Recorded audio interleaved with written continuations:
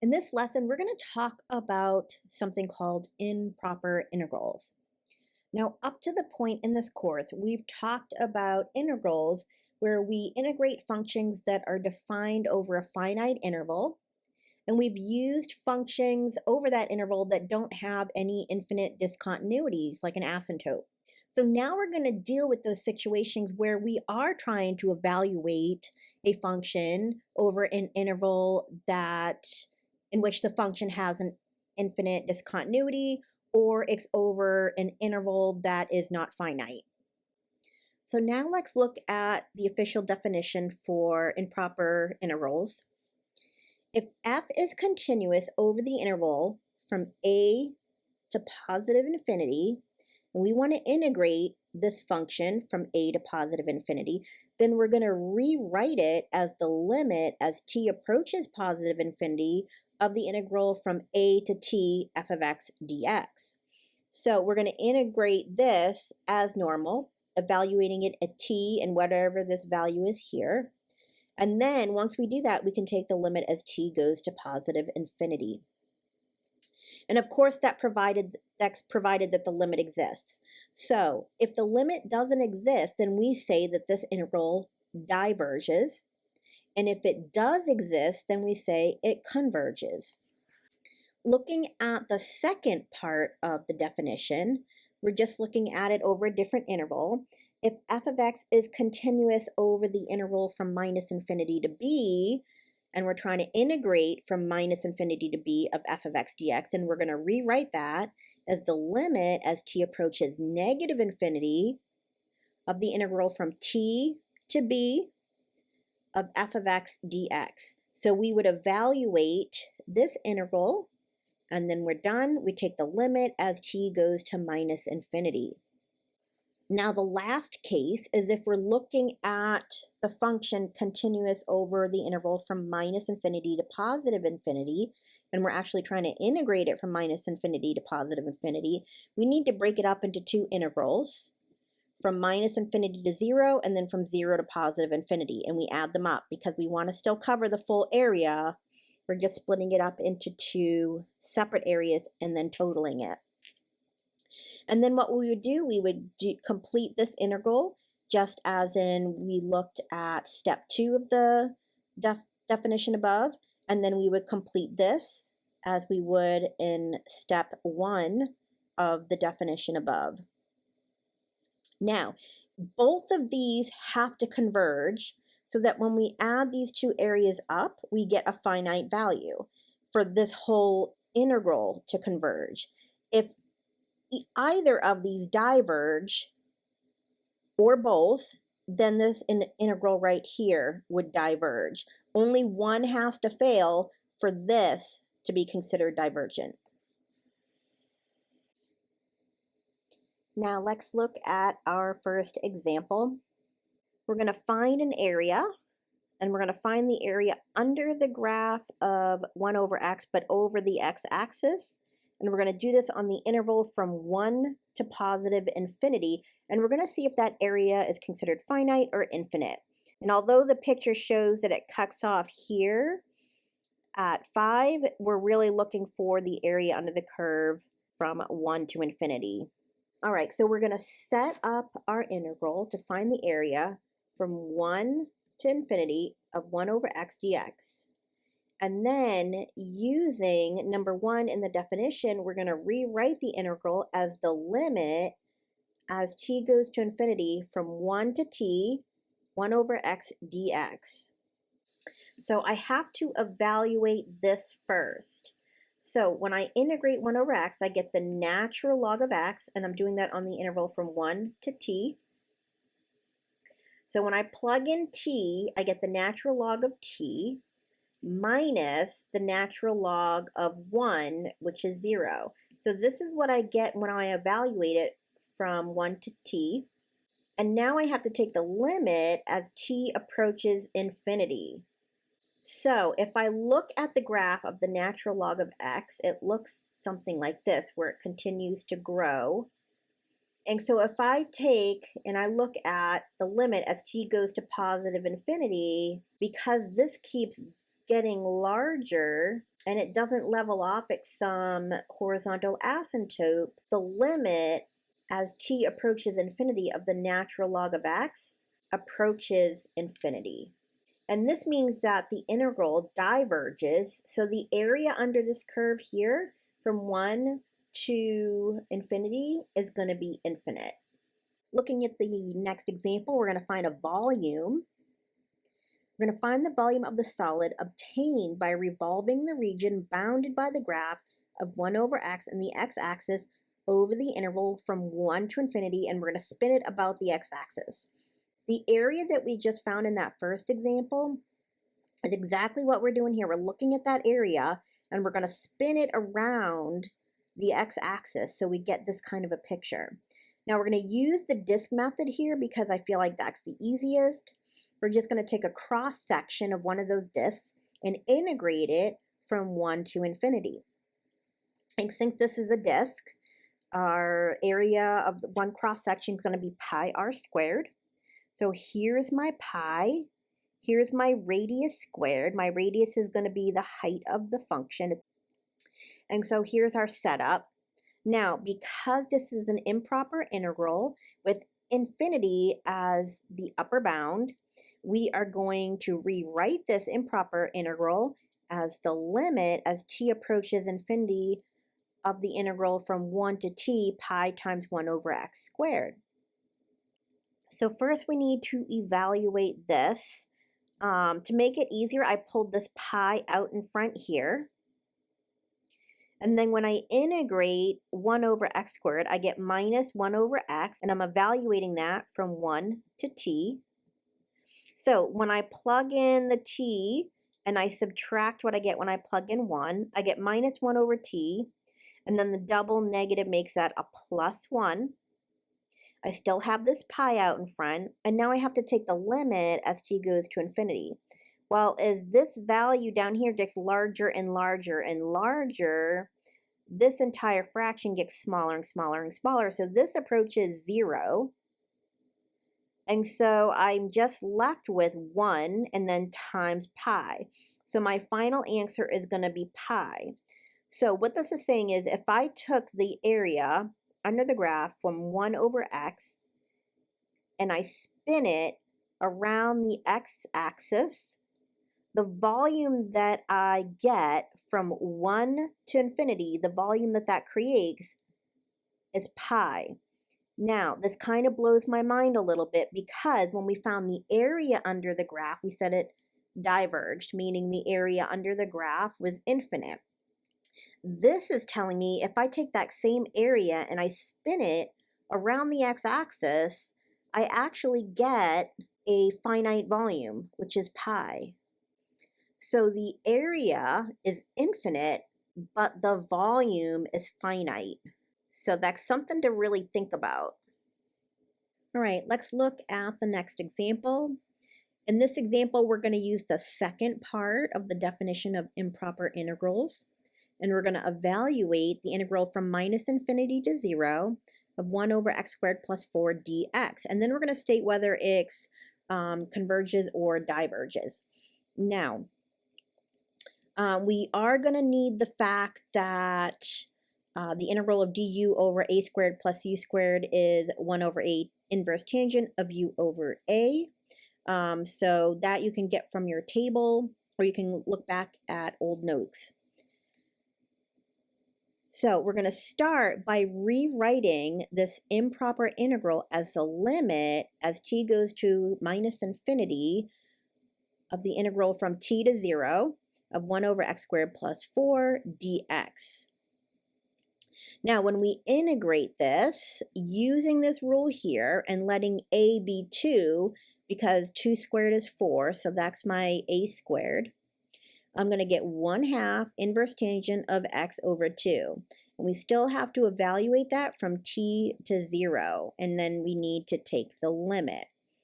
So carrying the limit down, when I evaluate it from t to 0, I plug in 0, I get 1/2 inverse tangent of 0 over 2, minus, now when I plug in t, I get 1/2 inverse tangent of t over 2. And so this here, when I evaluate that, is going to give me 0. And then when I take the limit as t goes to a minus infinity of this, I get minus 1/2 times the limit of inverse tangent of t over 2. That limit is going to be minus pi over 2. So when I clean this up, I get a negative 1/2 times a negative pi over 2, which gives me a positive pi over 4. Because this comes out to a finite value, we know that this improper integral converges, meaning the area under the graph from minus infinity to 0 of 1 over x squared plus 4 has a finite area. In this next example, we're going to be looking at the last part, or the third part of the definition of improper integrals, because we're going to be covering the area or the interval from minus infinity to positive infinity. So we're going to find the area under this function, under this graph, from minus infinity to infinity. So we need to split this up into two different integrals, one that goes from minus infinity to 0, and then we're going to add that to the integral that goes from 0 to infinity. Now, I color-coded these integrals so that you can see which one we're working on, so hopefully that will help, because it is going to get a little cluttered here. So I'm going to rewrite this purple integral as the limit as t goes to minus infinity of the integral from t to 0 of x e x dx. And then I'm going to rewrite this one as the limit as t goes to infinity from 0 to t of x e to the x dx. So this function here, when we want to integrate it, we need to use integration by parts.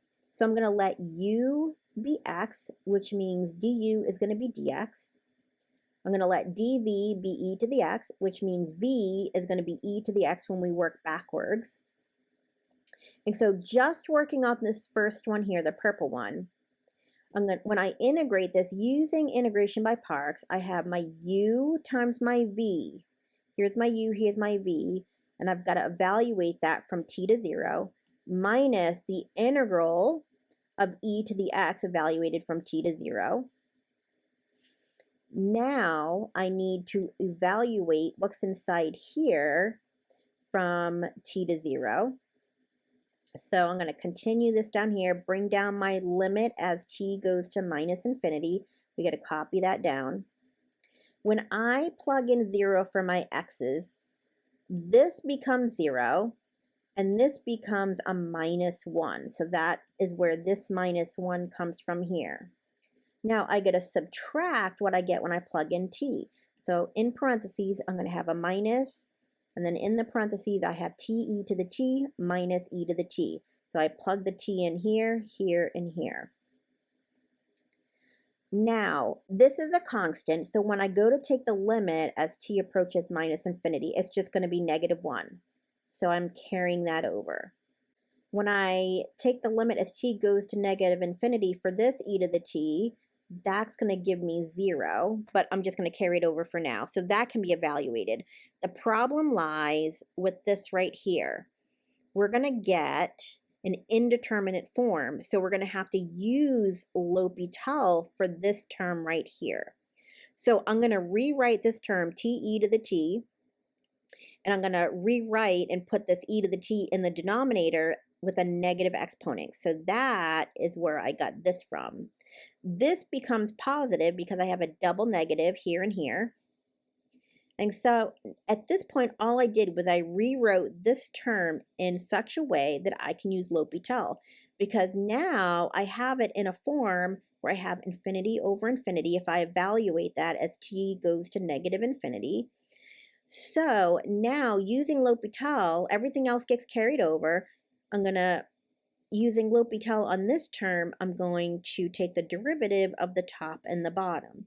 So that gives me 1 over e to the minus t. This becomes a positive because of the double negative.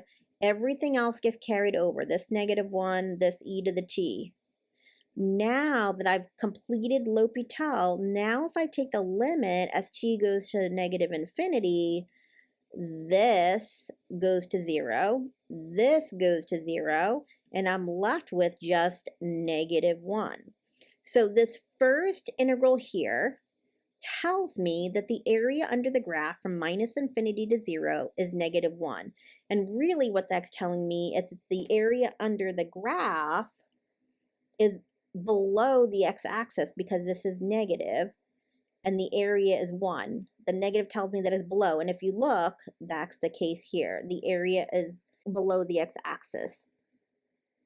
So now, doing the second integral, this blue integral here, we have the same exact function. So we're going to go through all the same steps again, basically until we get to the end when we have to evaluate. Our limits are different, but when we integrate, it's going to be the same. So all the steps are pretty much the same until we get to this point. I'm going to use integration by parts, and I'm going to get this right here.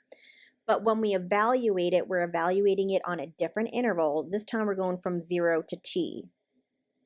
So I'm going to plug in t first. So I have t e to the t minus e to the t. So that's this.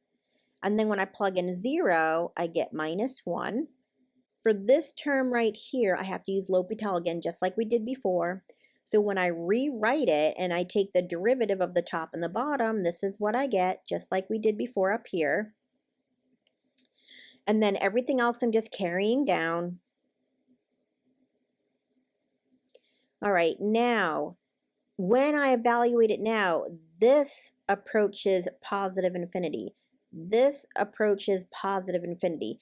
This -1 isn't going to do anything when you're dealing with infinities. This whole thing is going to diverge. It's going to approach positive infinity. So because the second integral diverges, that means the integral from minus infinity to positive infinity diverges. If we scroll back up and look at our picture, this area under here is -1, but when we looked at that second integral, we were looking at it from 0 to positive infinity. And if you notice, because this keeps growing this way, the area under the graph here is going to be infinite. So now we're going to look at the case when you are integrating over an interval that includes an infinite discontinuity, like an asymptote. Okay, so if we look at this picture, if we want to find the area under the curve from A to B, of course not including B, that would be an open, we want to take T and make it get closer and closer and closer to B to find that area. So when we set up our integral, if we're going from A to B and B has an infinite discontinuity, then what we're going to do is we're going to take the limit as T approaches B from the left because T is coming this way. It's really important that you include the limit as coming from a particular side when you're dealing with this. If we're looking at it, if A had the asymptote and we were going from A to B where A was open and A had the asymptote, then going this way, we would want to approach from the right.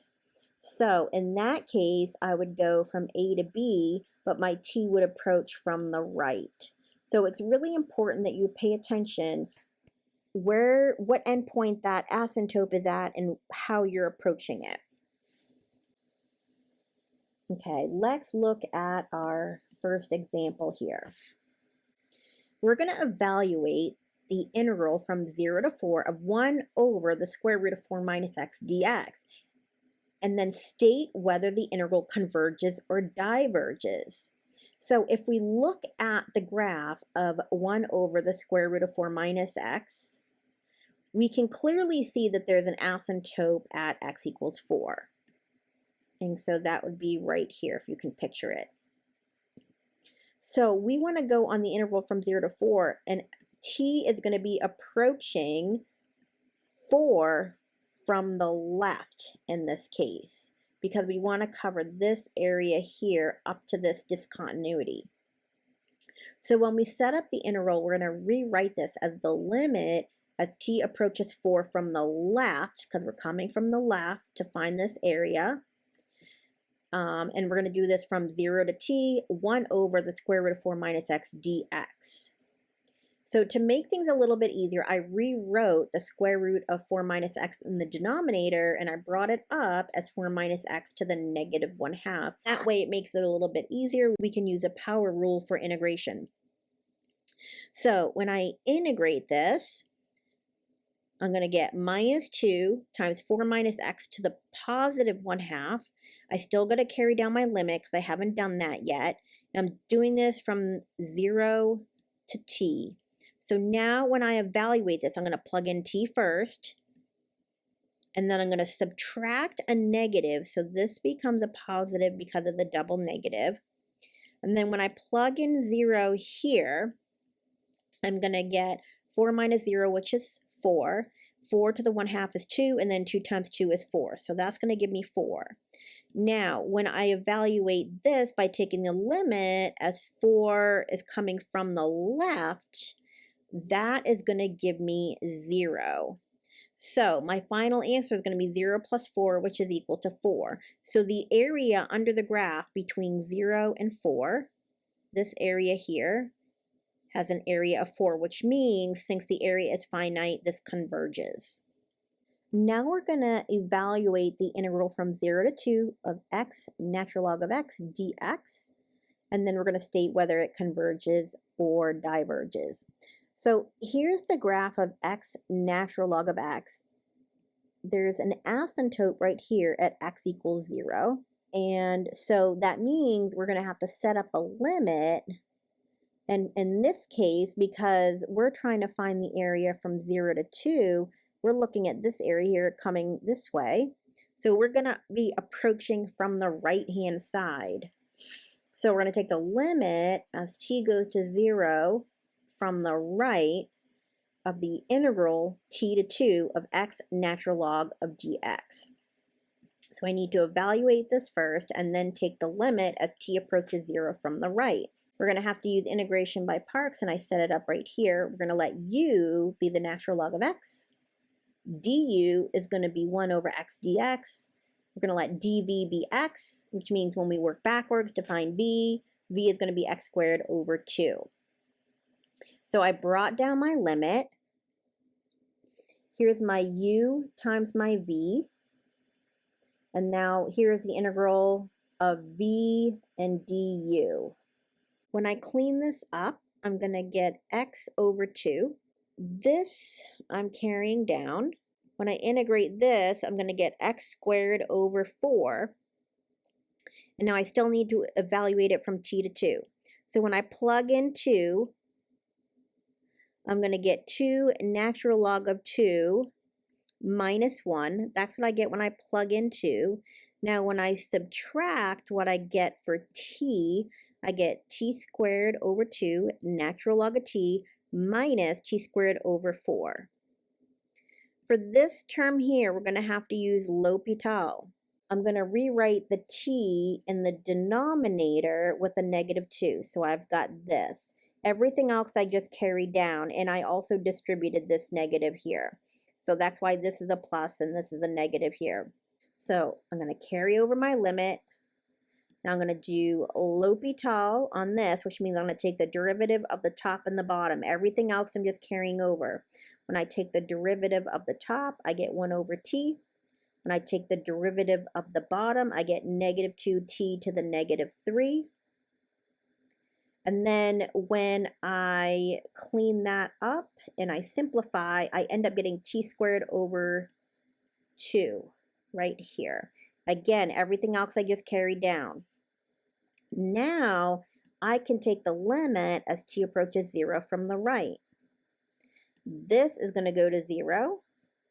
This is going to go to 0. And I'm going to be left with 2 times the natural log of 2 minus 1. So that tells me that this converges. So the area under the graph between 0 and 2 is finite. Now we're going to evaluate an integral from negative 1 to 1 of 1 over x to the third dx. And this is a good example to go over of what happens when your asymptote or your discontinuity doesn't happen at one of your upper or lower limits. it happens within this interval. It's going to happen between -1 and 1. And in this case, it happens at 0. We have an asymptote here. So I'm going to have to split this integral up into two parts where the limit, either the upper or lower limit, is at this asymptote. So the first integral, I'm going to look at just this part here. So from -1 to 0. But because at 0 we have an asymptote, I have to take the limit as t approaches 0 from the left and set this limit to t.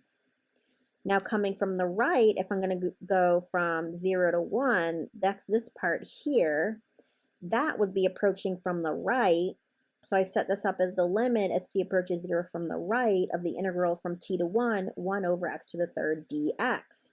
So now we have to evaluate these two integrals separately. Now, when I integrate 1 over x to the third, I get x to the -2 over -2. When I plug in t, I get this. When I plug in -1, I get this. And so now when I take the limit as t approaches 0 from the left, this is going to approach -infinity. For this one here, when I evaluate 1 over x to the third, again, I still get the same expression, x to the -2 over -2. But I'm going to evaluate it at 1 first. That's going to give me a -1/2.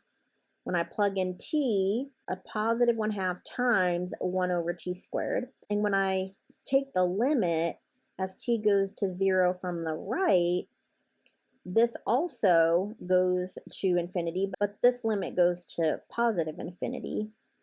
Because both of these integrals diverge, this diverges. Only one of these need to diverge for this original integral to diverge. That means the area between -1 and 1 between the function 1 over x to the third and the x-axis is infinite. In the last topic for this lesson, we're going to talk about something called the comparison theorem. Now, sometimes it's hard to find the value of an improper fraction, but if we just need to know if the integral converges or diverges, then we can use this comparison theorem. And basically what this is saying is, if I know that over a certain interval that the integral of g of x converges, and I know that f of x is below g of x or less than g of x over the same interval, then f of x will have to converge as well. And you can look at it in reverse too. So if I know that f of x diverges over a certain interval and g of x is greater than f of x over that same interval, then g of x will have to diverge as well. So let's look at our first example of applying the comparison theorem. We want to use a comparison to show that the integral from 1 to infinity of 1 over x e to the x dx converges. I color-coded this in green. So the f of x is the function that we're looking at here that we're trying to determine if it converges or diverges. That's the 1 over x to the ex. That's this green function right here. Now we can compare it to 1 over e to the x, and that's in blue. Now, we want to do this from 1 to infinity. If we look at, here's 1 right here, and that's where they intersect. Our green function, which is 1 over x e to the x, is below e to the x for the interval from 1 to infinity. So if I can show that this converges on the interval from 1 to infinity, which means that this has a finite area under the graph, and this is less than the blue function, then we would have to know that this converges or has a finite area under the graph. So I'm going to integrate 1 over e to the x on the interval from 1 to infinity.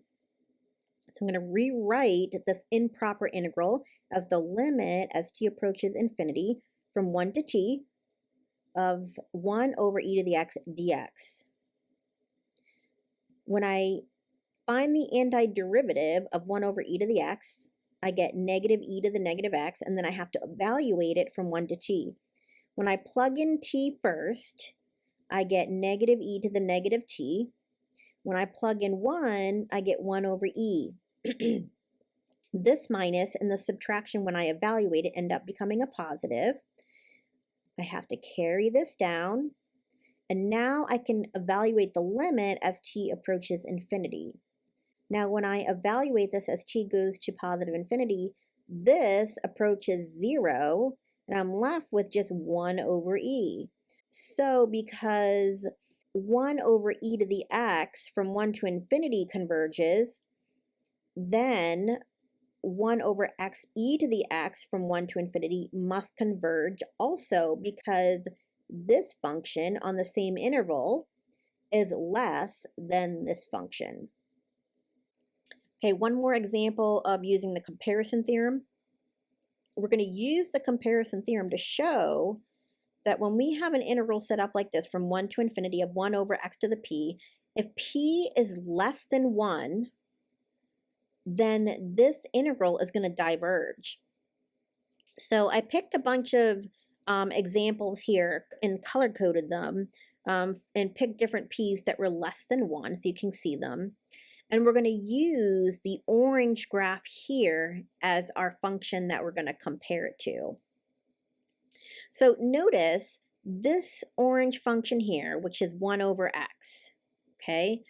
This is less than all of these other functions here, listed here on the left, on the interval from 1 to infinity. That's what we're looking for here, on the interval from 1 to infinity. This function right here is below or less than all of these other functions on the interval from 1 to infinity.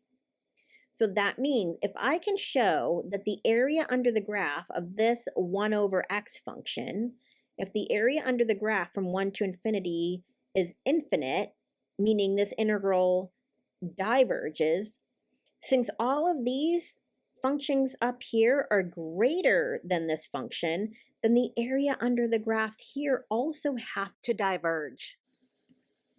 So since 1 over x is less than or equal to 1 over x to the p for all x's on the interval from 1 to infinity where p is less than 1, then if we show that this integral diverges, then this must diverge as well. So I'm going to rewrite this integral that's improper as a limit. So we're going to take the limit as t approaches infinity. We're going to take the antiderivative of this, which is the natural log of x, and evaluate it from 1 to t. So when I evaluate this from 1 to t, if I plug in t first, that gives me the natural log of t. When I plug in 1 here, that gives me a 0. Now when I evaluate this as t approaches infinity, that gives me infinity. So that tells me this integral diverges, and because all of these integrals have areas that are bigger than this also has to diverge. So anything less than 1 for this p has to also diverge.